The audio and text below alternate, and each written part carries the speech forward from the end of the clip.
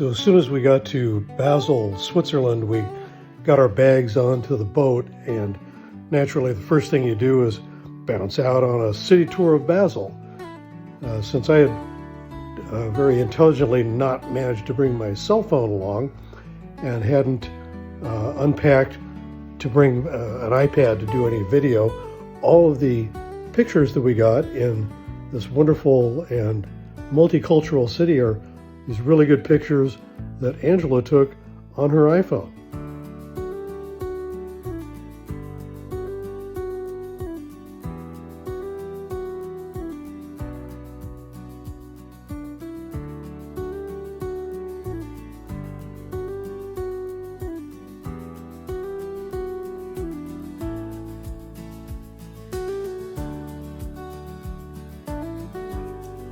So the little town of Breisach in the Black Forest is a frequent tourist stop, obviously, and for a good reason. It's in a beautiful area, and it's got a very old medieval church that you can see and see pictures of it and video here from the inside.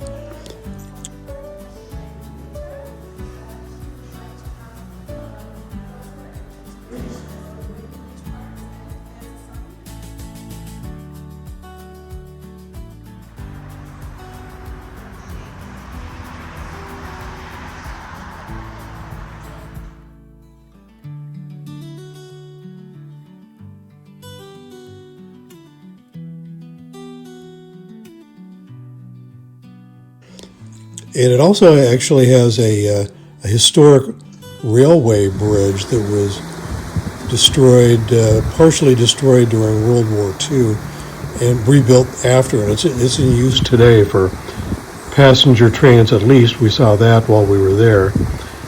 And also in this little town, various kinds of shops and stores that you can go into, including one building that the whole building is a giant cuckoo clock.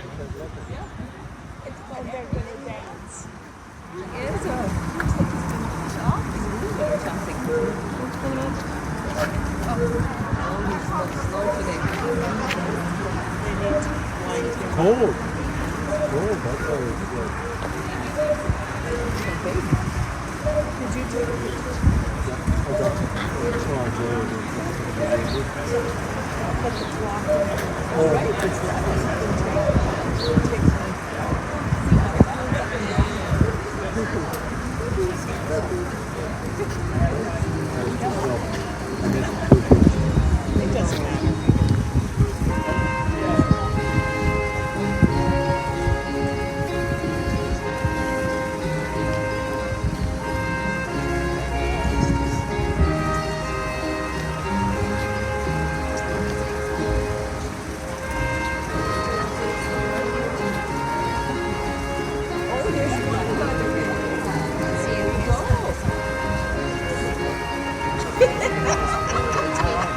It is. Yes.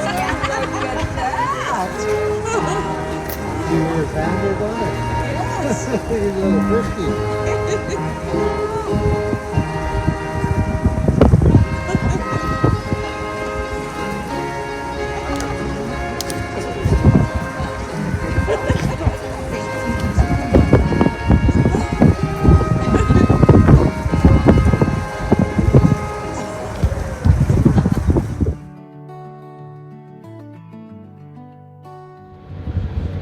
So today we are in Strasbourg, and actually the boat is on the German side of the Rhine, and on the opposite side of the river is France, which is where the city of Strasbourg is.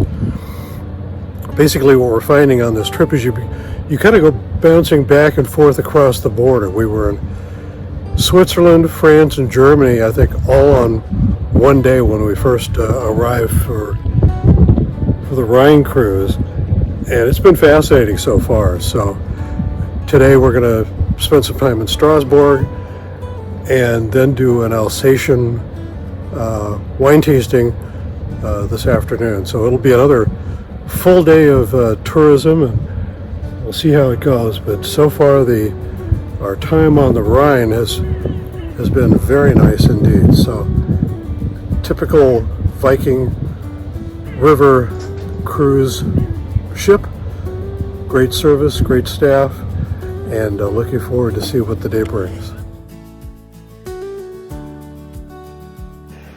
Even a brief walking tour in the city of Strasbourg, the old city especially, we really appreciate the history, and you can see the canals and and the different parts of the old section of the city. Really impressive. I'd like to go back and spend some more time there and see it in greater depth.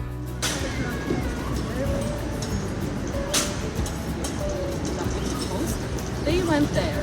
Doctors were also they couldn't find it. But then they go.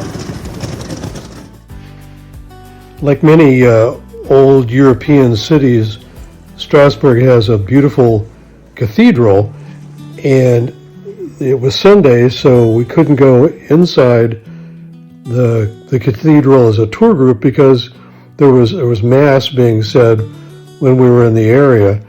But we saw plenty of the outside of it and the courtyards and areas adjacent to the cathedral. But if you look at the cathedral, it's different than many, in fact, almost every cathedral like it in the world.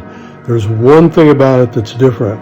See if you can figure it out, and at the end of this sequence about where you see the cathedral shots, I'll tell you what that difference is.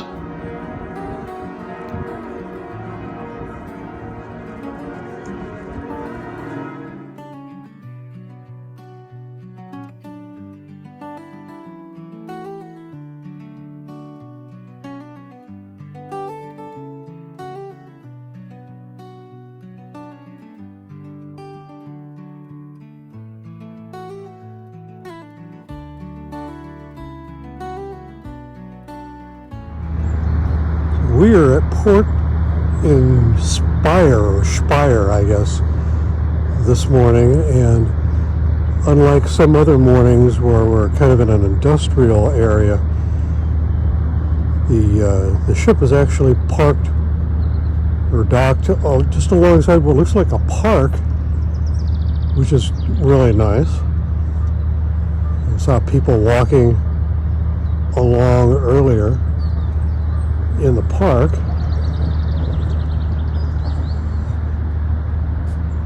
So the stateroom that we have has a view kind of looking out along there. You can see how close we are to the dock, and then the Rhine on the other side. And you forget, living in Southern California, that the Rhine is actually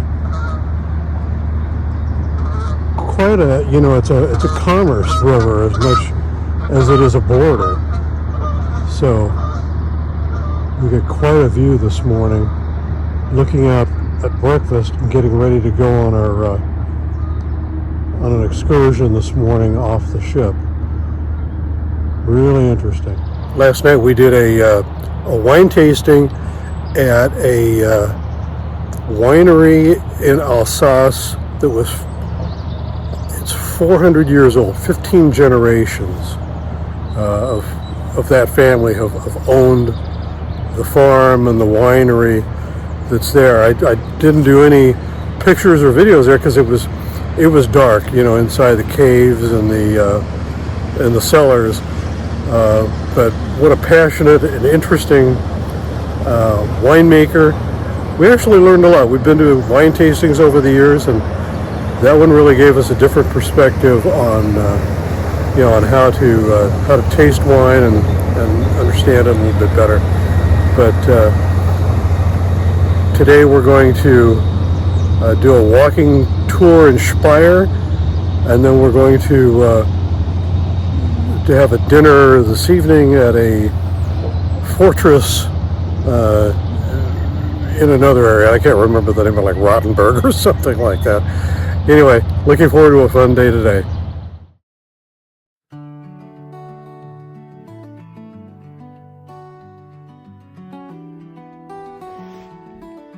We went on an excursion to the village of Speyer. Beautiful little village. Not a lot was open when we were there, but enough things were. And one of the things that Speyer is actually known for is having invented pretzels. Interestingly enough, it's not the only village in Germany that claims that, but they definitely had some pretty good ones.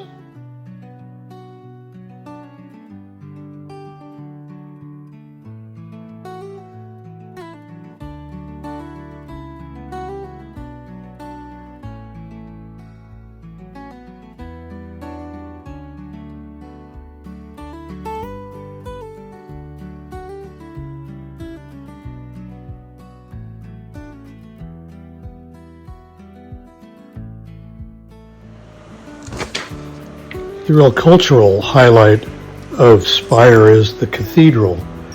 And the cathedral there it's an imperial cathedral. It's one of the world's really most beautiful Romanesque cathedrals. And it's almost 1,000 years old. Just amazing from an architectural standpoint. And it has crypts underneath the cathedral. And apparently the crypts are the largest in Germany. It's really, really beautiful inside, and you can kind of see for yourself.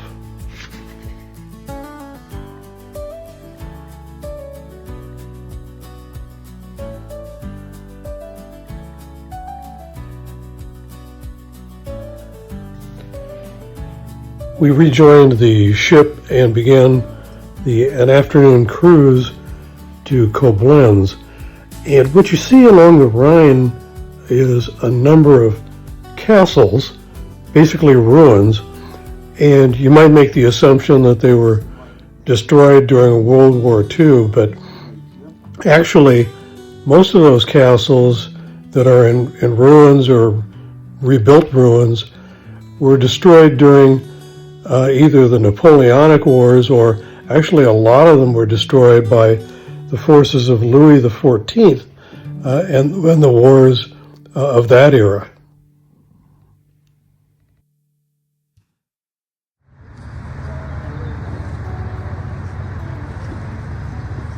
So now we turn our attention over to the left-hand side, and here we see Rheinstein Castle.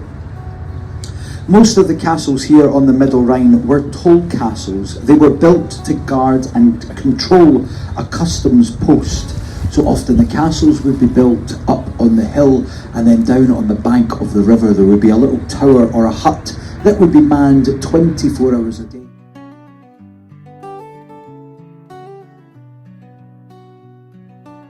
Rheinstein Castle.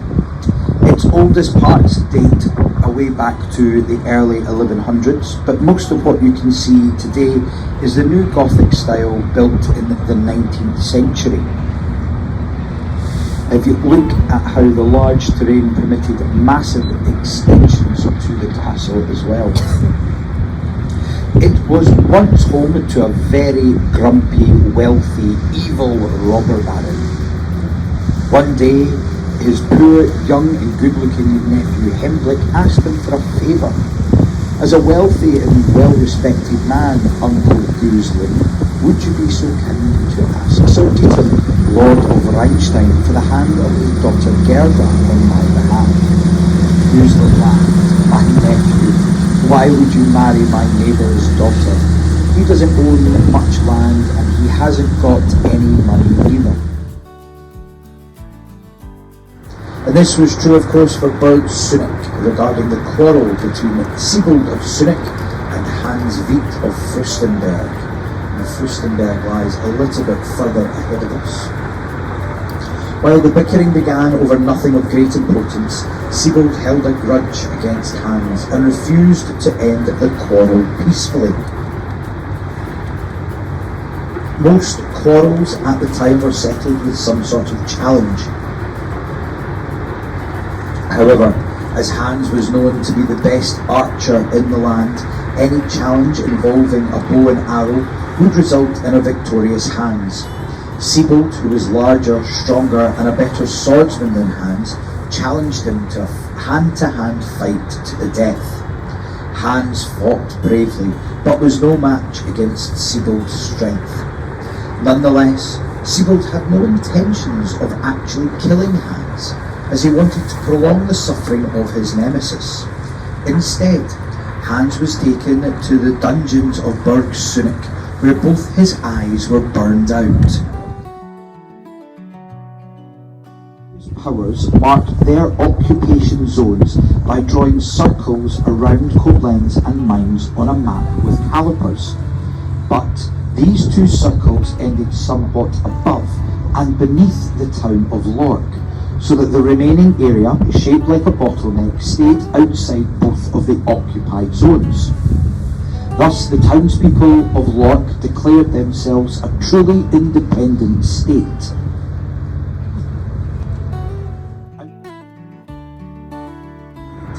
The ship of stone eternally floating on the Rhine. Now, of course, today with the slightly lower water levels, we can see the island that it was built on, but in times of heavy rainfall, this island is totally submerged, and this castle does look like it is just sitting, floating on the Rhine.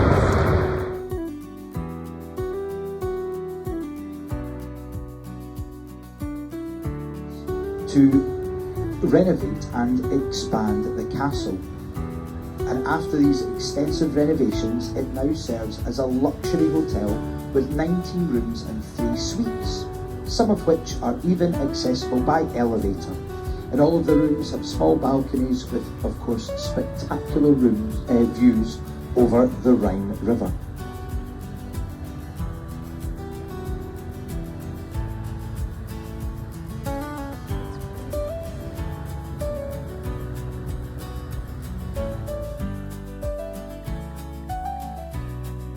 To commute her sentence to life in a convent.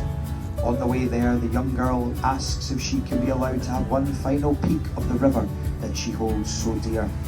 The men accompanying her give her permission, only to see Lorelei fling herself off the cliff, never to be found again. A third version from the famous German poet and playwright Heinrich Heine in 1824. He seized on and adapted Brentano's theme in one of his most famous.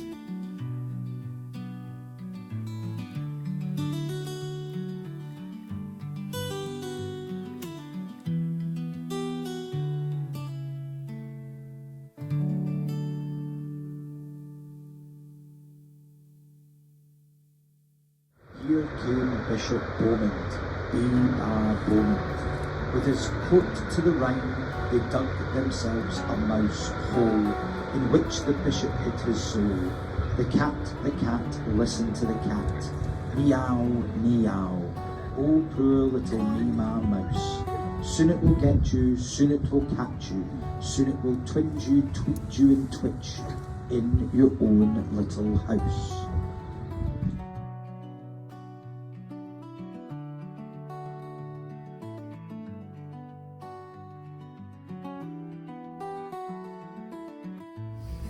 So, and do you feel the transformation? Yes. To 1836? Yes, I'm certain.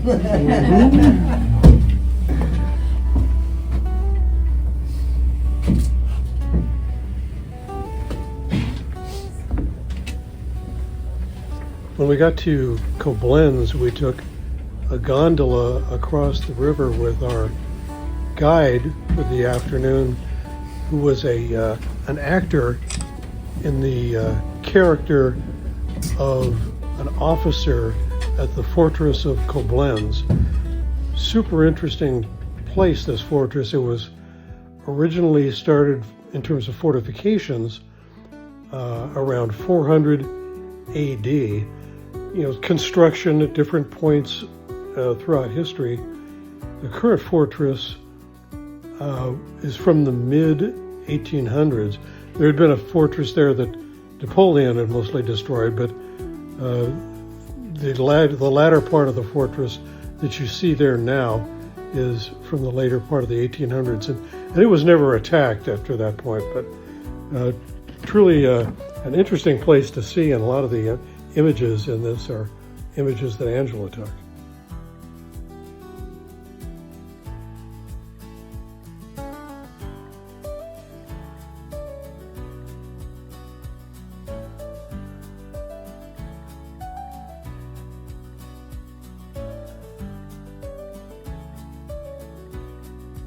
Any visit to Cologne has to include the cathedral. We were part of a larger walking tour group in the morning and mostly saw the interiors of the cathedral, which I can only show as part of a private video. But you can see the inside. Part of the inside, see more of the inside later. Just an amazing place, really beautiful. The cathedral was damaged during World War II, and some of the windows high up were bombed out. Some of the others were not. And you can tell when you're there which ones they are. What the Allies were trying to bomb was actually the huge railway station next door. They actually missed the railway station and hit the cathedral instead. So the Cologne Cathedral is the third largest church in Europe. It's the tallest cathedral in the world, and it's actually the most visited place in Germany. Apparently they get like 6 million visitors a year.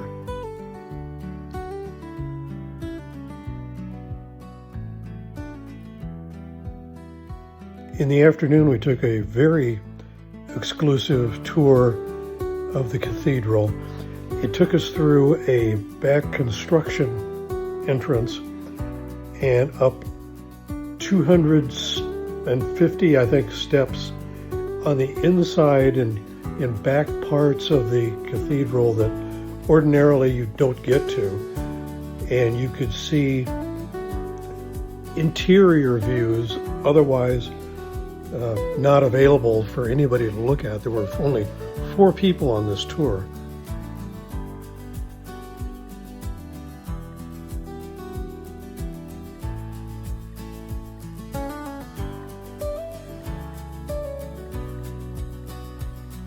Interior shots that we took on the tour in the afternoon, you can't see on YouTube because the cathedral copyrights all of that, so I can only show that on versions of this video that I send to friends and relatives directly.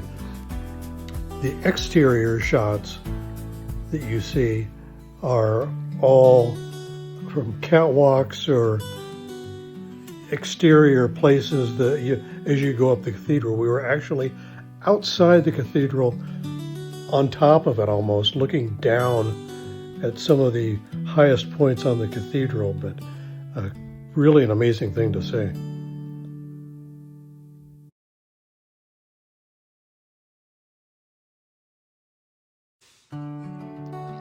You can see from the pictures that we were really high up, looking down on the city and looking down on actually part of the roof of the cathedral.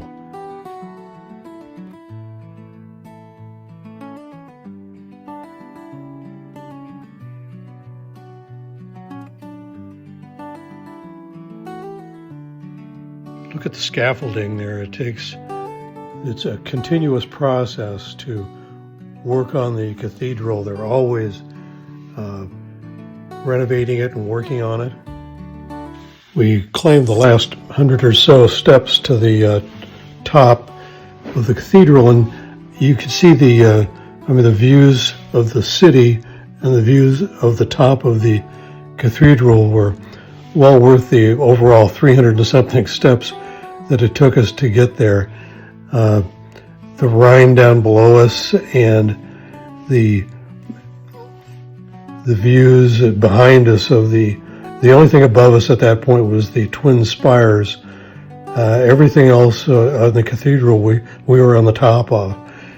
And so looking back, we could see the spires, and looking out, we could see the views of the city down toward the river. Really a worthwhile end to basically a day in and around the cathedral. Highly recommend, if you ever get a chance to go, that you do and see it.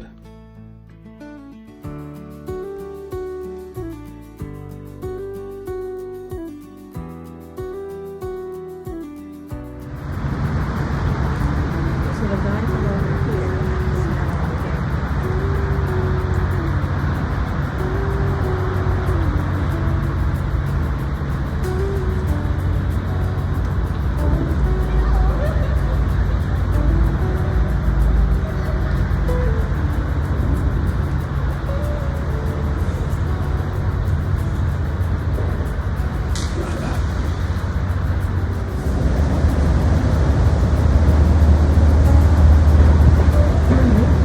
Yeah.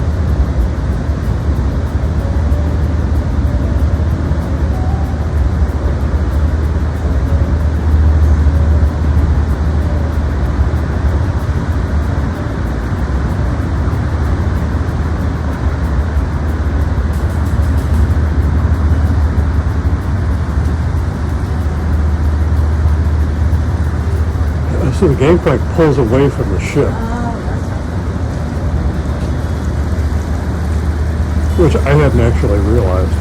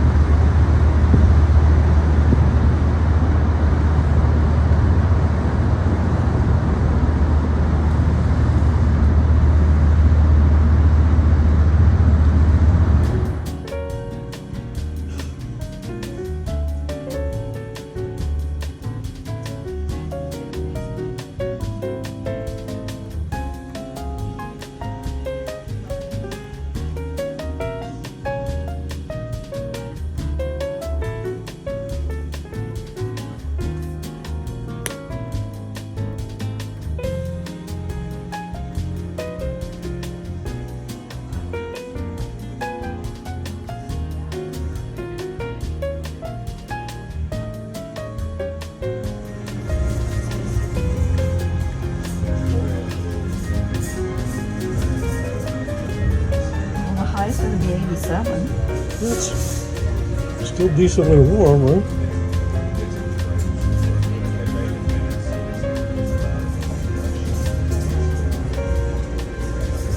It'll turn cold by the time we get back, but then it goes back, starts going back up. When you say cold, what do you mean cold?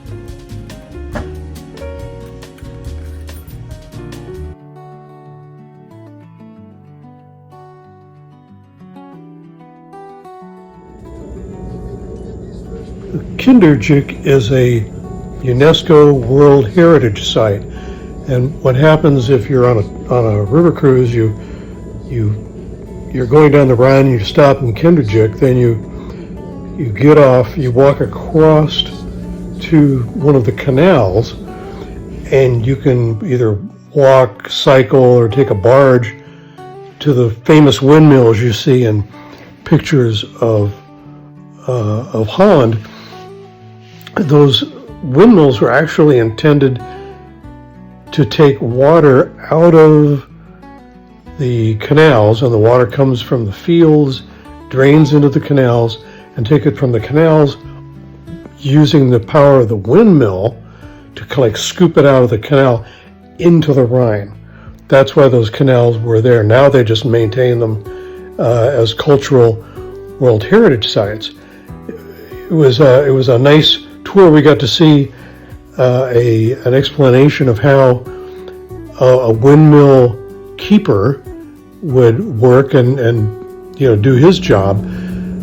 One thing was it was super cold that day. It was misty, rainy when we headed out, and on the way back we actually had hail come in kind of sideways at us. So I mean, that took away from it a little bit, although fortunately we were geared up with appropriate sweaters and whatnot. But really interesting to see firsthand, and that's really the only place you're going to see windmills.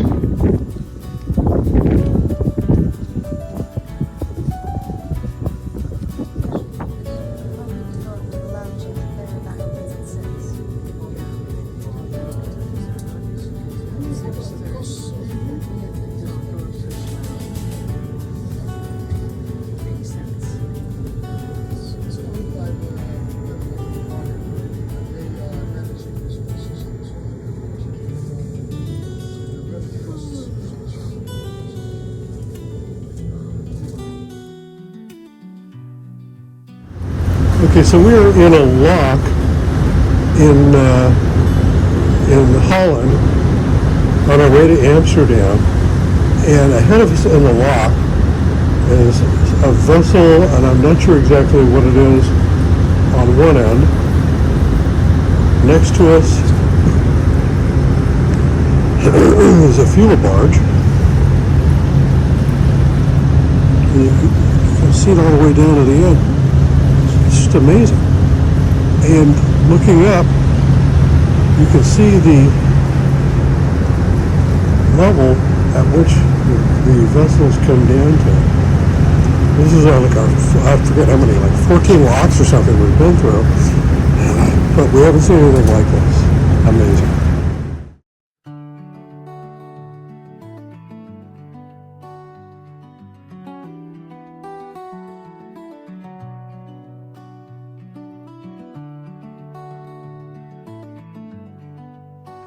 Okay, I'm just recording for posterity here the difference between the stateroom on the boat, which did not have this expansive, like with the minibar, fully stocked, of course, and the room here in the hotel in Brussels, which is quite large. Really. Nice desk compared to the however many few square feet, a couple hundred square feet, I guess, in our stateroom on the boat. The view outside, we're very close to the embassy district here in Brussels.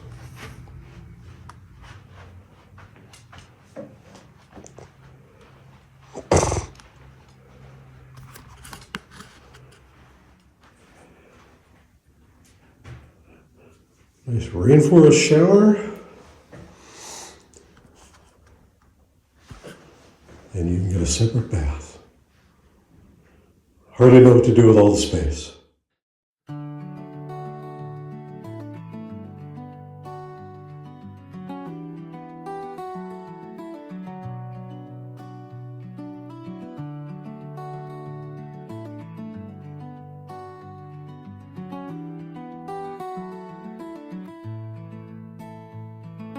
Antwerp is a lot of things, but our tour there focused on the cultural center and historic center of Antwerp, and also obviously on some of the great Belgian food.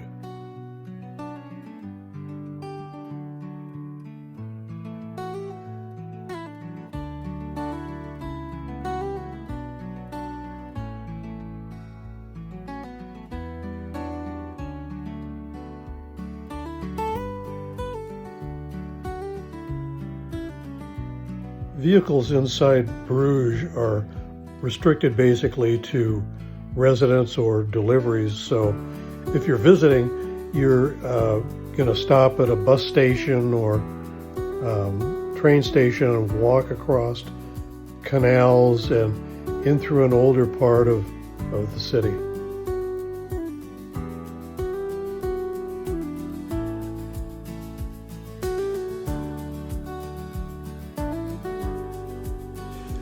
A lot of older European cities like Bruges, it's all cobblestones and, you know, churches and cathedrals and stuff like that. But it's interesting because at the entrance, as you're going into the town of Bruges proper, you pass this religious center and some of the first of the canals, and that's you see grass and trees, and it's really the only green space that you see in the whole town.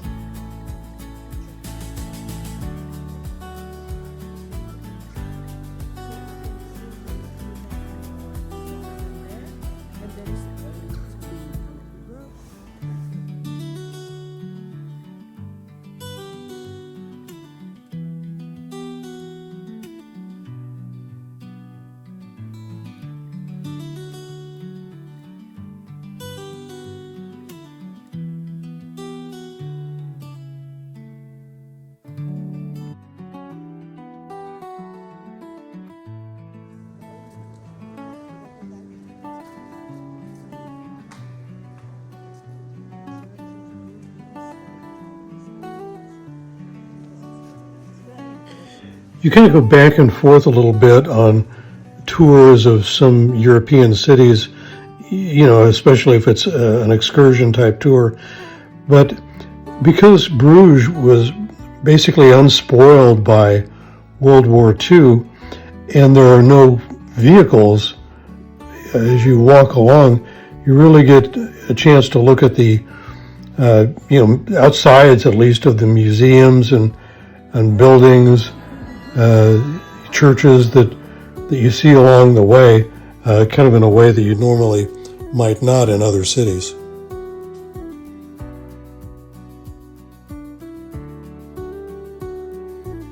So inside the Church of Our Lady in Bruges, which is a beautiful facility, church going back to the 1200s, is the Madonna of Bruges, which is a sculpture, which is the only Madonna ever done by Michelangelo that left Italy during his lifetime.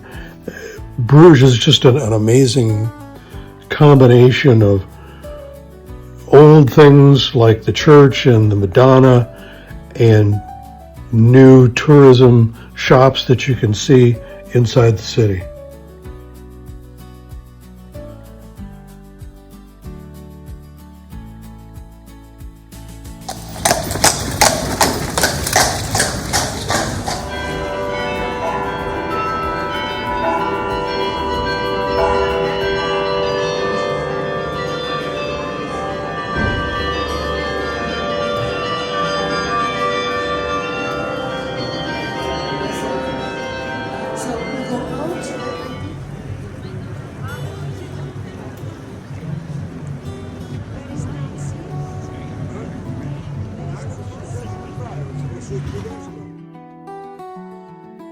Have time, sunshine, and maybe some champagne. 4 hours, it's a time well spent.